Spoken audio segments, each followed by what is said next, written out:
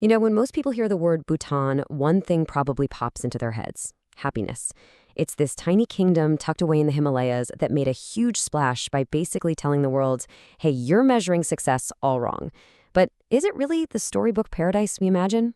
Today, we're going to look past the headlines and get into the really fascinating, complex reality of this amazing country. And this is where it all began, back in the 1970s. While pretty much every other country was chasing economic growth, Bhutan's very young king made this radical statement. He said the well-being of his people, their actual happiness, was way more important than just making money. I mean, that one sentence completely changed the country's trajectory, and honestly, it still fascinates us today. All right, so here's how we're going to break it all down. First, we'll explore this idea of gross national happiness. Then, we'll look at the actual blueprint, like how do they do it? After that, things get complicated. We'll dive into why so many young people are leaving, look at some of the kingdom's darker history, and then see how they're planning a comeback. And finally, we'll wrap up by asking what Bhutan's incredible story really means for all of us. So, you might be wondering, why invent a whole new system? Well, it's because the global standard, gross domestic product, or GDP, is kind of broken. Think about it. GDP goes up when you cut down a forest for timber. It goes up when you build a prison. It actually sees pollution cleanups as a good thing for the economy. It gives zero value to things like clean air, strong communities, or, just being content.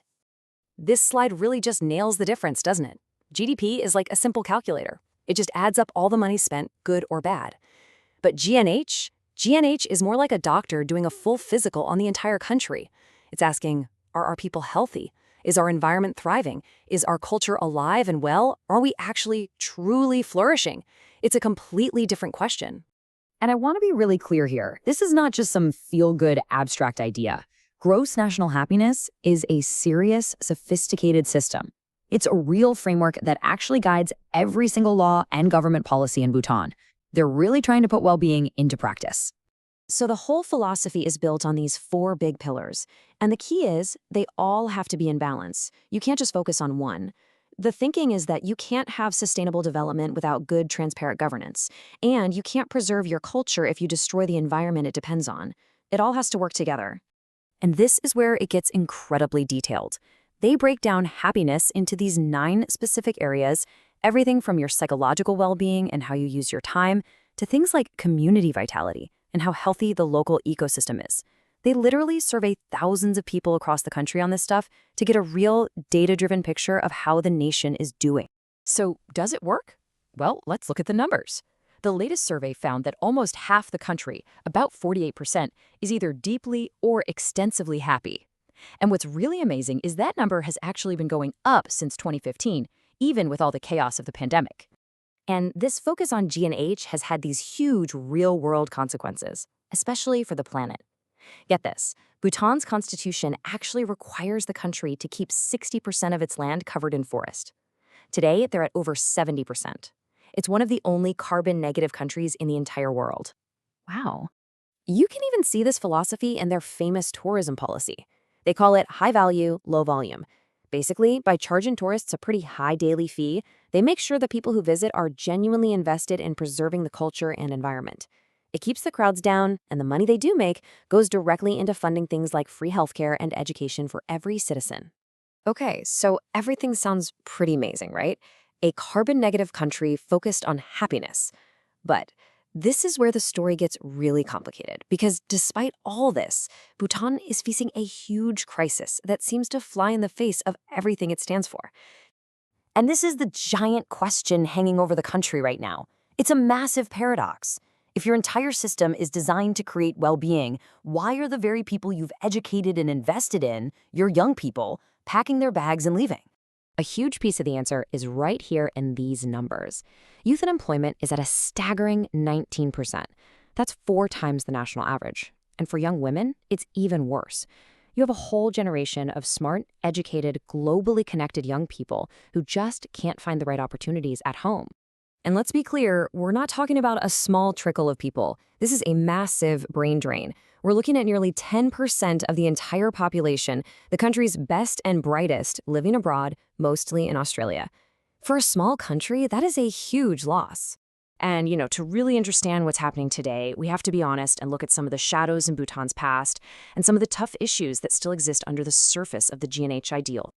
Yeah, the picture-perfect image of Bhutan gets complicated when you learn about the Lhotshampan crisis.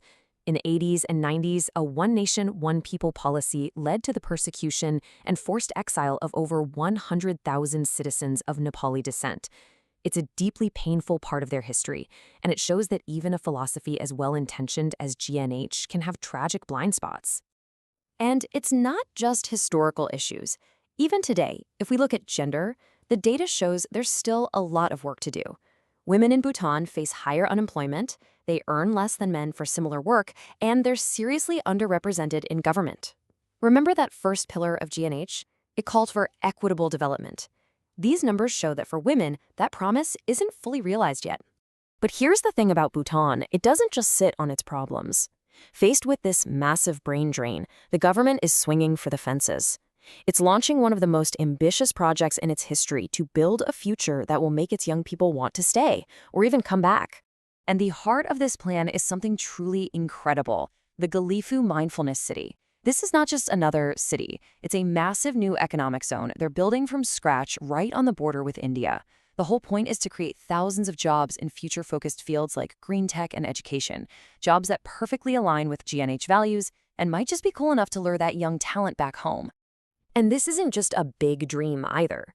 It's all backed by a solid national plan with some seriously ambitious goals.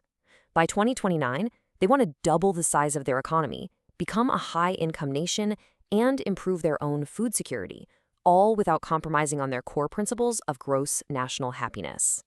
So, after all that, the inspiring ideals, the amazing achievements, and the really tough challenges, where does that leave us? Well, one thing's for sure. The story of Bhutan is way more interesting than the simple myth of some perfect mountain paradise. I think this is the real takeaway. Bhutan's entire journey challenges this false choice we're often told we have to make between having a strong economy and having strong values.